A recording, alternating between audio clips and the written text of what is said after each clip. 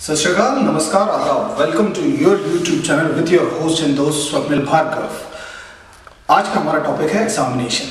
अब मैंने सोचा एग्जामिनेशन अप्रैल और मार्च में क्यों आते हैं। बहुत सोचने के बाद मेरे को ये मालूम पड़ा, मार्च महीने में आता है होली। जैसे ही आता है होली सबके चेहरे रंग जाते हैं और मार्च और अप्रैल में आता है एग्जामिनेशन। एग्जामिनेशन का नाम सुन के हम सबके चेहरे के रंग उड़ जाते हैं, इसलिए होली के तुरंत बाद आता है एग्जामिनेशन। अभी अभी हिंदुस्तान के 5 प्रांतों में 5 प्रोविंसेस में इलेक्शन हुए। पंजाब, यूपी, उत्तरांचल, मणिपुर, गोवा, यूएस में भी इलेक्शन हुए। आजकल इलेक्शन का एक सबसे इम्पॉर्टेंट चीज़ हो गया है, क्या है वो? Exit poll. अब एग्जिट पोल की इतनी इंपॉर्टेंस हो गई है ज़िंदगी में, इलेक्शन वालों के खास करके, कि जैसे मान लीजिए रिजल्ट आने से पहले एग्जिट पोल ही सब कुछ हो जाता है। तो एग्जिट पोल जैसे बोले कि ये नेता जीत रहा है तो सारी जगह सेलिब्रेशन शुरू, और एग्जिट पोल बोले कि ये नेता हार रहा है, सारी जगह डिप्रेशन शुरू। तो वैसे ही मैं सोच रहा था अगर एग्जामिनेशन का एग्जिट पोल आने लगे तो क्या होगा। मेरे जैसा बच्चा तो जिस दिन एग्जाम लिखेगा और एग्जामिनेशन हॉल से बाहर निकलेगा उसी दिन से उसके पिताजी उसको पीटना शुरू कर देंगे। ये इंपॉर्टेंट टॉपिक है एग्जामिनेशन। तो आखिर एग्जामिनेशन होता क्या है? मेरे हिसाब से एग्जामिनेशन एक लड़की जैसा होता है। Too many questions, very difficult to understand, needs lot of elaboration, और मेरे जैसे बच्चों के लिए हमेशा की तरह रिजल्ट फेल। अब एग्जामिनेशन की बात करें और चीटर की बात ना करें तो ऐसा हो ही नहीं सकता। चीटर क्या होता है? अगर हम चीटर की बात करें, ओ ये वाला एक्ट भी हमारा चीटिंग है। आजकल के वायरल वीडियोस में आपने देखा होगा ऐसा ये भी आ जाता है, तो दिस इज चीटिंग। अब चीटर क्या होता है? चीटर जैसे ही बोलते हैं हमें एक एनिमल की याद आती है, वो होता है मंकी। और कई लोग जो बिना पढ़े लिखे होते हैं वो मंकी को मंकी बोलते हैं, बट जो ज्ञानी लोग होते हैं मंकी के अलग अलग कैटेगरीज होते हैं। कैसे? लाल मुंह का बंदर, काला मुंह का बंदर, चिंपांजी, ओरंगुटान, फॉक्स मंकी। तो वैसे ही चीटर को प्लीज चीटर ना कहें। अगर आप ज्ञानी हैं तो चीटर की अलग अलग कैटेगरी समझे। एक चीटर वो होता है जो कि होता है मेहनती चीटर, और एक चीटर वो होता है स्ट्रेटेजिस्ट चीटर। अब हम बात करते हैं स्ट्रेटेजिस्ट चीटर की। स्ट्रेटेजिस्ट चीटर क्या करता है? जैसे एग्जामिनेशन के रोल नंबर आ जाते हैं, रोल नंबर आते ही वो देख लेता है कि मेरे आगे कौन बैठ रहा है, साइड में कौन बैठ रहा है। अब मान लीजिए आगे बैठ रही है आरुषि। उनको मालूम होता है कि आरुषि का फिजिक्स और केमिस्ट्री बहुत अच्छा है, पर्सनल रिलेशन बनाते हैं। राइट साइड में देखते हैं आहना बैठ रही है, तो वो देखते हैं अच्छा आहना को बायोलॉजी बहुत अच्छा आता है। साइड में बैठती है नीति, तो नीति को देख लेते हैं कि वो मैथमेटिक्स बहुत अच्छा आता है। वो बिल्कुल इनके अगर बिल्लियों के भी जन्मदिन हो तो उस दिन जाके उनके घर में केक काट के आते हैं, और वो सब्जेक्ट वो स्पेसिफिक बंदे से ही चीटिंग करते हैं। अब दूसरा कैटेगरी जैसा हमने डिस्कस किया था वो होता है मेहनती। अब ये मेहनती बंदा क्या करता है बेचारा? जैसे मान लीजिए फिजिक्स का पेपर है, फिजिक्स के पेपर में 10 चैप्टर्स हैं, तो वो 10 के 10 चैप्टर्स के छोटे छोटे पर्चियाँ बना लेता है। और आप लोग काफ़ी लोग रिलेट कर रहे होंगे कि आप भी स्कूल के ज़माने में या आज के बच्चे भी जो स्कूल के ज़माने में हैं वैसे चिट बनाते हैं। हर चैप्टर का एक चिट होता है और हाथ में इनके इंडेक्स होता है कि left chit first chapter left pocket में, second chit right, third back pocket में, कोई शर्ट पॉकेट में। अब क्या होता है जैसे पेपर शुरू होता है ये देखते हैं ओ ये क्वेश्चन तो फर्स्ट चैप्टर का है, तुरंत फर्स्ट की चिट निकाली, उन्हें कॉपी करा, पास हो गया। अब देखिए कितने मेहनती लोग होते हैं। मैं तो कहता हूँ जैसे इनकम टैक्स में काला धन के बारे में अगर आप बताते हैं तो आपको रिबेट मिल जाता है, वैसे इन बच्चे अगर डिक्लेयर कर देंगे हम मेहनती कैटेगरी के चीटर्स हैं तो मेरा मानना है इनको 10% मार्क्स ज़्यादा देना चाहिए। और चीटिंग भी बहुत ज़्यादा आगे बढ़ गई है। पहले कैसा होता था? पहले के ज़माने में लोग डेस्क पे लिख लेते थे a+b का whole square is equals to कुछ समथिंग a² + b²। आगे मुझे भी याद नहीं क्योंकि मैं चीटर कैटेगरी का हूँ, मेहनती चीटर कैटेगरी का हूँ। फिजिक्स के फॉर्मूले, न्यूटन के फॉर्मूले बाजू में, केमिस्ट्री के रोजमेरी इक्वेशंस लिख देते थे। कुछ बच्चे दीवार पे लिख देते थे, वो उनको मालूम होता था पिकासो जैसे वो बनेंगे तो दीवार पे लिख देते थे। मेरे जैसे बच्चे कई बार एग्जाम के दिन आते थे और देखते थे दीवार पूरी रंगी हुई है, हो तुमने तो मेरे पास होने के सपने को ही रंग दिया। ऐसे हमारे यहाँ से मन से आवाज़ निकलती थी।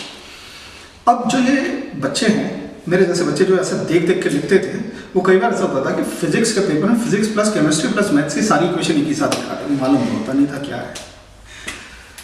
अब समय के साथ टेक्नोलॉजिकल एडवांसमेंट्स आए, लोगों के पास मोबाइल आए, ईयरफोन डिवाइसेस आए, अगर आप देखें तो वॉचेस आई, वॉचेस के द्वारा वो लोग देख देख के वो लोग चीटिंग करते थे। तो चीटिंग अपने आप में एक साइंस है जिसका प्रोग्रेस समय के साथ हो रहा है। तो we should always respect cheaters. Because at least I and most of you who are listening would associate themselves कि वो कहीं ना कभी ज़िंदगी में चीटर रहे हैं। अभी हमने बात कर लिया एग्जामिनेशन क्या होता है, चीटिंग क्या होता है, विच इज़ इंपॉर्टेंट प्रिपरेशन। अब हम बात करते हैं एग्जामिनेशन के दौरान क्या होता है। एग्जामिनेशन के दौरान दो कैटेगरी के लोग होते हैं, एक जो कार वाले बच्चे होते हैं और एक हमारे जैसे जो गवर्नमेंट ट्रांसपोर्ट बस वाले बच्चे होते हैं। कार वाले क्यों और बस वाले क्यों? एग्जाम में 3 ही घंटे होते हैं सबके पास। ये बच्चे होते हैं oh my God only 3 hours, हमारे जैसे बोलते हैं 3 घंटे हैं हमारे पास, 3 घंटे, क्योंकि यही नहीं मानता 3 घंटे करना क्या होता है।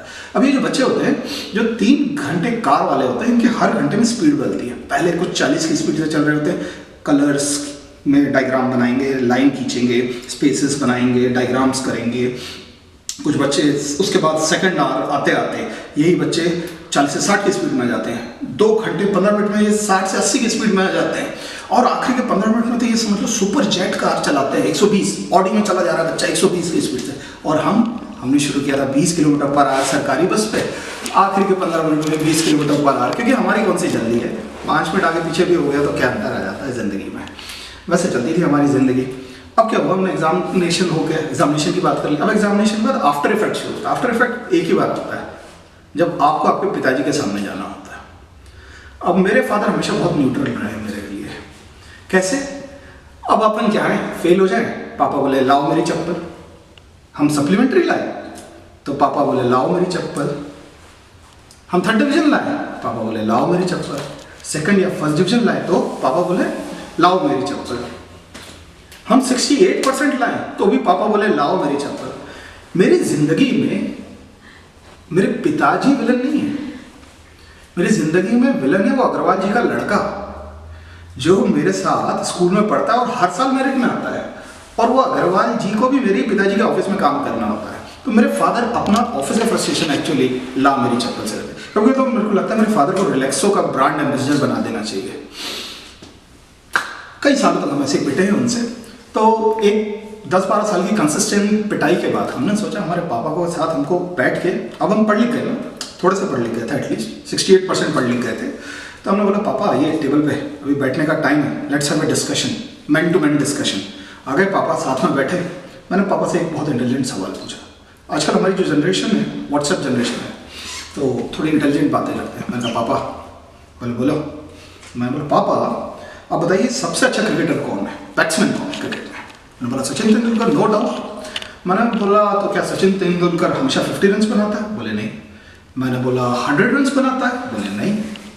तो मैंने बोला 6 के 6 बॉल पे 6 छक्के या 6 चौके मारता है? बोले नहीं।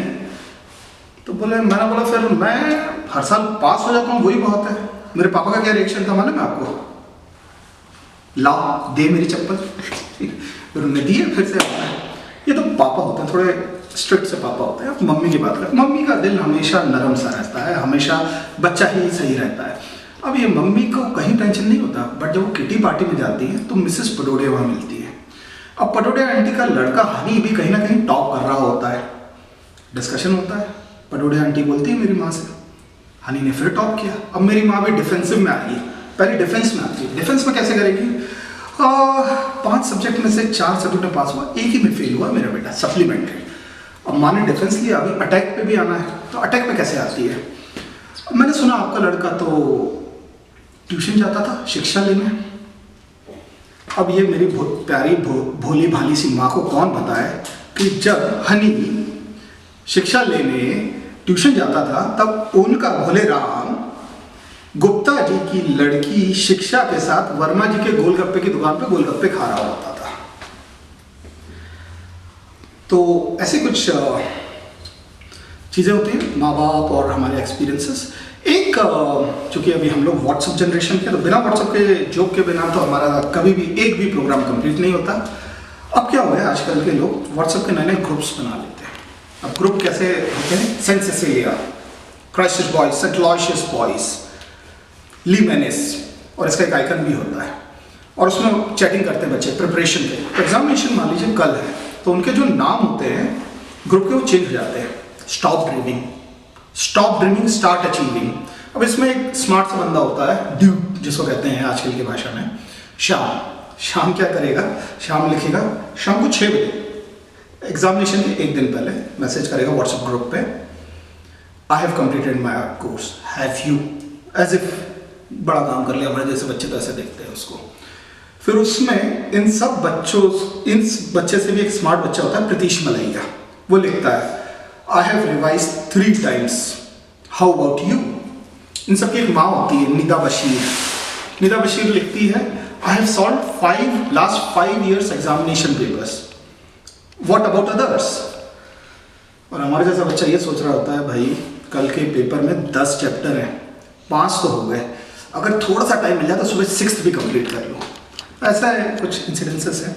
अच्छा, क्यों मेरे हमेशा 68% आते थे और मेरे क्यों कम मार्क्स आते हैं? क्योंकि मैं जिस बुक पे सबसे ज़्यादा फोकस करता हूँ, सबसे ज़्यादा पढ़ाई करता हूँ, उस बुक का एक भी क्वेश्चन मेरे पेपर में नहीं आता।